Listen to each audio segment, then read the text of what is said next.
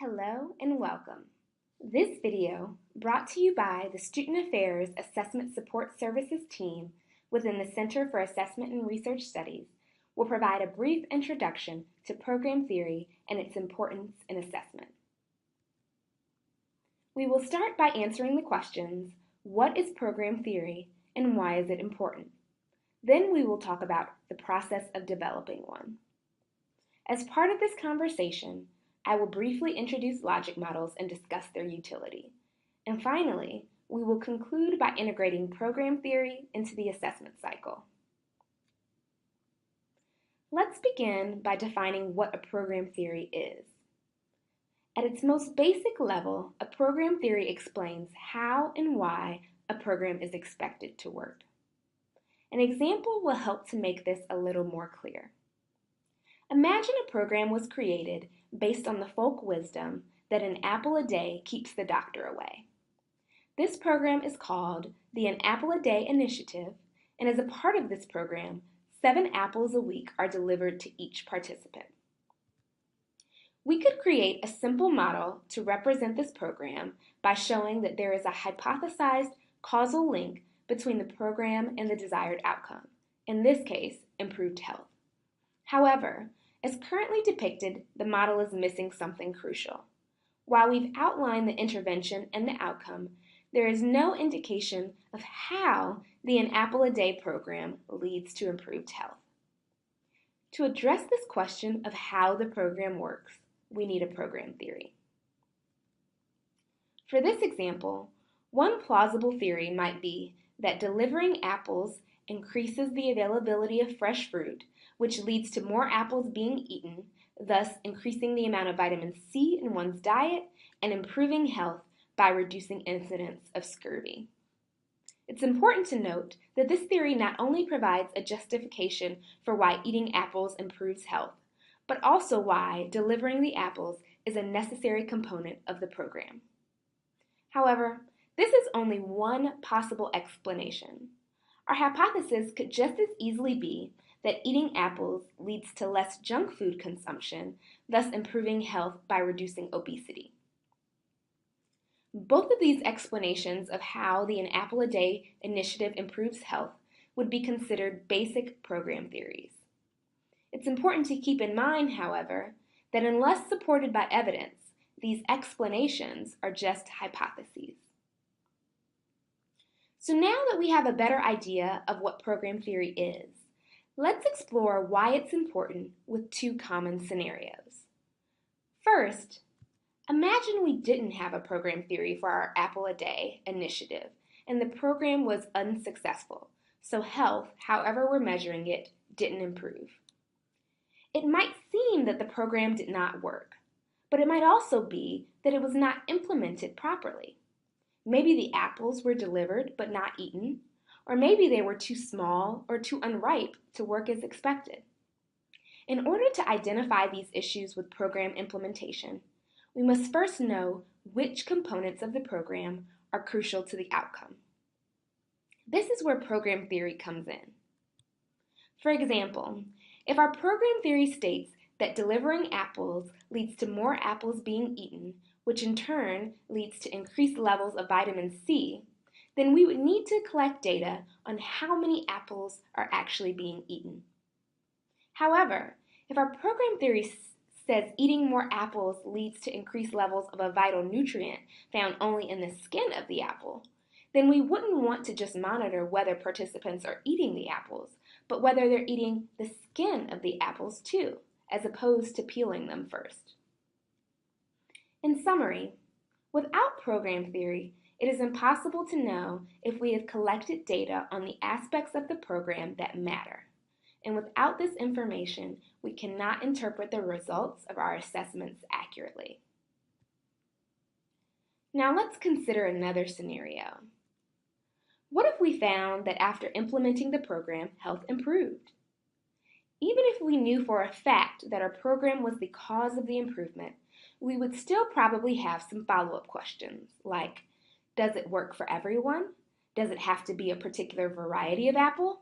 What if apples aren't available? Can we substitute another fruit?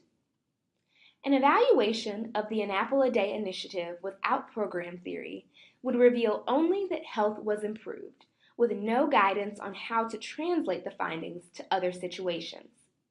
Without this guidance, it's likely the program would be replicated in ways that are inefficient or even completely ineffective. For example, if our program theory states that apples have vitamin C and vitamin C leads to improved health, and we confirm through research that this is true, in places where apples are expensive or hard to find, we could substitute other fruits high in vitamin C. And thus, the An Orange a Day initiative is born. Without program theory, however, we might waste time and resources transporting apples from across the country instead of eating the oranges in our own backyard. In summary, by identifying the mechanisms by which a program is hypothesized to work via program theory, we can make adaptations to the program without altering its effectiveness. Now that we've discussed why program theories are important, let's talk about how to develop one. When developing a program theory, it is important to make sure that your theory is based on solid evidence about what makes programs successful and how people really change. To avoid a shaky theory that leads to disappointing results, go deeper than common assumptions about how certain activities lead to outcomes. Instead, consider the available theories and research that support these connections. For example, if your goal is to reduce risky drinking behaviors among college students at your university, you may already have some ideas of how to go about it. Perhaps a neighboring institution has recently implemented a new bystander intervention program and you're eager to try it. Before adopting this program, however, you will first want to research things like causes of risky drinking behaviors in college students, theories of attitudinal and behavioral change, theories of college student development, and the success of bystander intervention programs at other institutions. To assist with this research, it may be helpful to break down a planned intervention into its component parts. Here, we've identified 4 specific features that make up the bystander intervention program.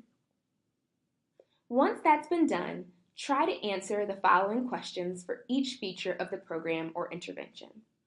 First, if students participate in this activity, then what realistically should be the outcome? Then, why do you believe the activity will lead to this outcome? In other words, what are your assumptions about how this kind of change occurs? Are you drawing from an established theory? And finally, what evidence do you have that the activity will lead to this result, such as previous results from your own or other programs, published experimental or quasi-experimental research, or consistent feedback from participants? The second and third questions are very similar. However, there is an important distinction to be made. The second question is concerned with the theory of change believed to be at work.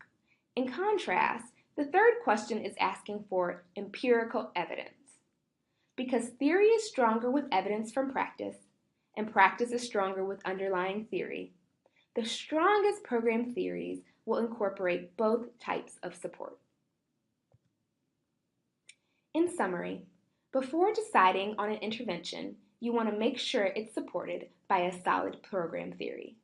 If not, you may need to modify it, choose another intervention, or design one from the ground up. Before concluding our discussion of program theory, I would like to briefly clarify how program theories and logic models fit together, because they are often talked about in conjunction. A logic model is a picture of your theory, basically a flowchart that illustrates the linkages between program components and outcomes. While logic models are commonly used when developing program theories, it's important to keep in mind that a logic model by itself is not a program theory. The most important distinction between a program theory and a logic model is that while a logic model can use simple arrows to show that one thing leads to the next, your program theory needs to lay out the evidence behind these hypothesized causal links. In conclusion, a program theory explains how and why a program is supposed to work. provides a logical and reasonable description of why the things you do, your program activities, should lead to the intended results or benefits. Within the assessment cycle, we can think of program theory as providing a rationale for systematically mapping our objectives to the intended programming.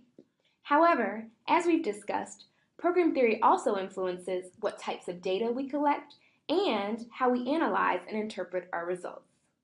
As such, program theory is an extremely important, though often overlooked component of the assessment cycle. However, by taking the time to go through this process, you are guaranteed to create more intentional, evidence-based programs.